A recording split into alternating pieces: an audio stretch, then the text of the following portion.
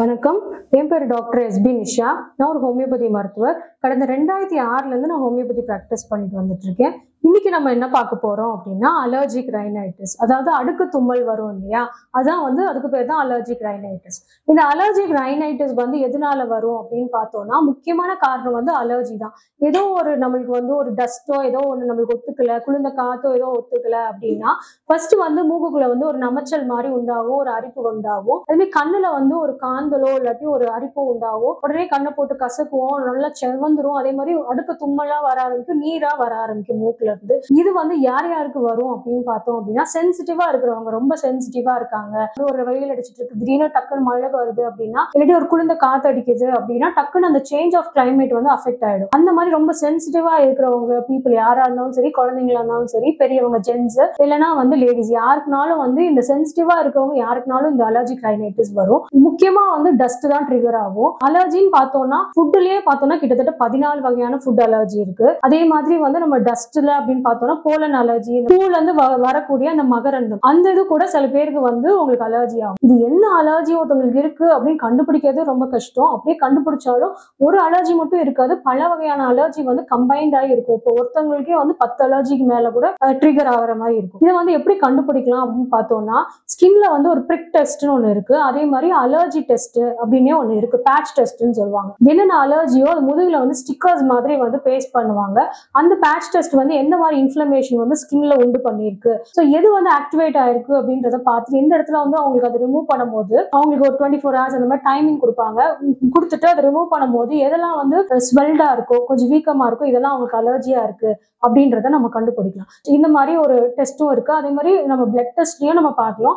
IgE ஆன்டிபாடின்ற ஒரு test இருக்கு. இந்த அலர்ஜினால உங்களுக்கு இந்த அலர்ஜிக் ரைனைட்டிஸ், இந்த மாதிரி நமக்கு அப்பர் ரெஸ்பிரேட்டரி இன்ஃபெக்ஷன் வருது அப்படின்னா இது ஸ்டிமுலேட்டடா தெரியும். அதே மாதிரி ஈஸ்னோஃபிலியா கவுண்ட் கொஞ்சம் ஜாஸ்தியா இருக்கும் பிளட்ல.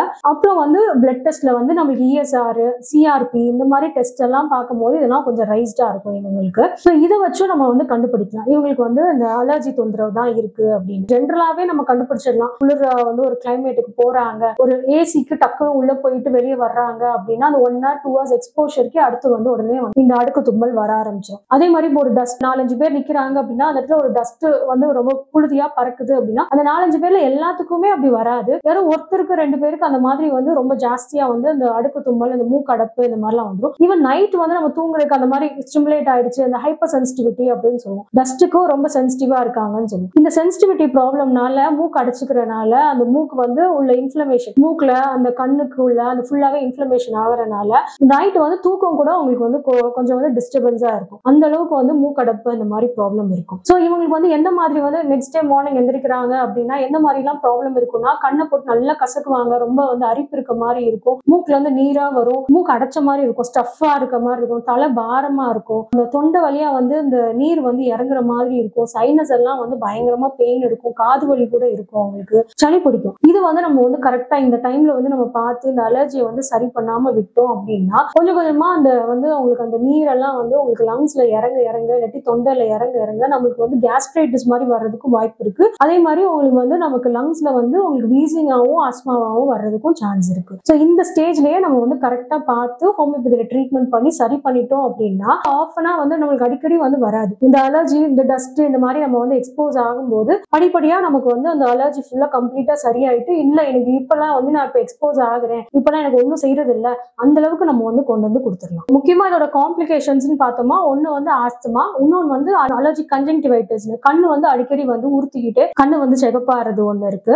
இன்னொரு ஒரு தொந்தரவு ஸ்கின்ல அட்டோபிக் டெர்மடைட்டிஸ்னு ஸ்கின்ல ரேஷஸ் மாதிரி வரும், அரிப்பு கொஞ்சம் இருந்துட்டே இருக்கும்.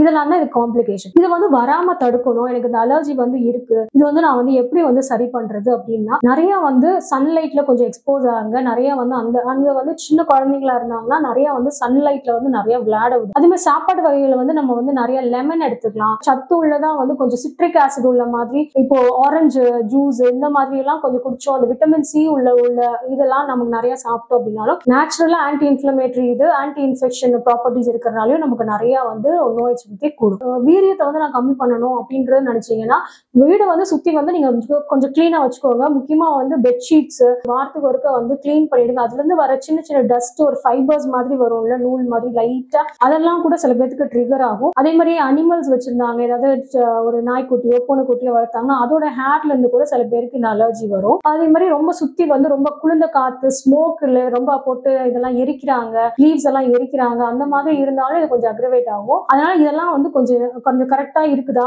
உங்களோட என்வாயன்மெண்ட் வந்து கொஞ்சம் நல்லா கிளீனாவும் ஹைஜீனாவும் இருக்கிற மாதிரி பாத்துக்கோங்க. சோ இது வந்து ஹோமியோபதியில நம்ம இதை எப்படி வந்து ட்ரீட்மெண்ட் கொடுப்போம்னா, இந்த அலர்ஜி வந்து கொஞ்சம் கொஞ்சமா அந்த நோய் சக்தியை கூட்டி ரெசிஸ்டன்ஸ் வர்றதுக்கு நம்ம இது பில்ட் பண்ணுவோம். ஆட்டோமேட்டிக்கா இந்த அலர்ஜின்றது இது எல்லாத்துக்குமே வர்றது கிடையாது இல்லையா, எல்லாருமே தான் எக்ஸ்போஸ் ஆகிறோம். ஆனா ஒரு சிலருக்கு தான் அது வந்து ஹைப்பர் சென்சிட்டிவா அது வந்து ஃபீல் ஆகி அதை வந்து உங்களுக்கு ரெசிஸ்ட் பண்றாங்க. சோ இந்த ஹைப்பர் சென்சிட்டிவிட்டியை அவங்களுக்கு கொஞ்சம் கொஞ்சமா சென்சிட்டிவிட்டிக்கும் அடுத்து நார்மலுக்கும் மாத்துறதுக்கு நம்ம வந்து ஹோமியோ மெடிசின்ஸ் கொடுப்போம். இந்த மெடிசின்ஸ் அவங்க சாப்பிட ஜென்ரலா நார்மலா இருக்க பீப்புள் வந்து எப்படி வந்து ரியாக்ட் பண்ணுவாங்க, எந்த ஒரு டஸ்ட்டுக்கோ இல்லாட்டி வந்து ஒரு ஸ்மெல்லுக்கோ வந்து அவ்வளவு சீக்கிரம் வந்து ரியாக்ட் ஆகி இந்த அலர்ஜிக் ரைனைட்டிஸ் மாதிரி அடுக்கு தும்மல் வராது இல்லையா, அந்த அளவுக்கு நம்ம வந்து ரிவர்ஸ் பண்ணி கொண்டு வர முடியும். ஹோமியோபதியில என்ன ஒரு சிறப்பான இது இப்ப வந்து இந்த மாதிரி தொந்தரவுல எடுக்கும் போது அப்படின்னு பார்த்தோம்னா, இந்த மெடிசன்ஸ் போடுறதுனால இதுல வந்து உங்களுக்கு எந்த வகையான சைடு எஃபெக்டும் கிடையாது, உணவு பத்தியம் வந்து எதுவுமே கிடையாது. இதை சாப்பிடும் போது உங்களுக்கு ஸ்வீட்டா இருக்கனால ரொம்ப ஈஸியாவும் இருக்கும் சாப்பிடுறதுக்கு. பிளஸ் இது வந்து முழுக்க முழுக்க இயற்கை மருத்துவம் தான், நிறைய பிளான்ட் வந்து இதுல வந்து தாவரம் தான் இதுல யூஸ் பண்ணிருக்கோம் மெடிசின்ஸ் ப்ரொடக்ஷன்ல.